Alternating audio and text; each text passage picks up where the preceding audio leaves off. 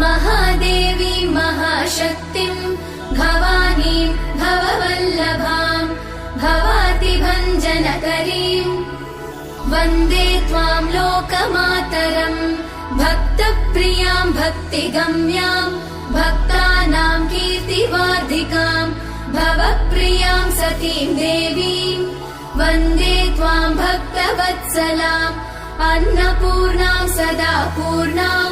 पार्वतीं पर्वपूजितां महेश्वरीं वृषारूढां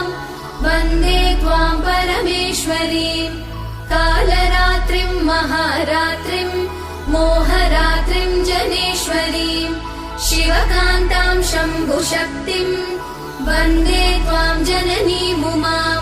जगत्कर्त्रीं जगद्धात्रीं जगत्संहारकारिणीं मुनिभिः संस्तुतां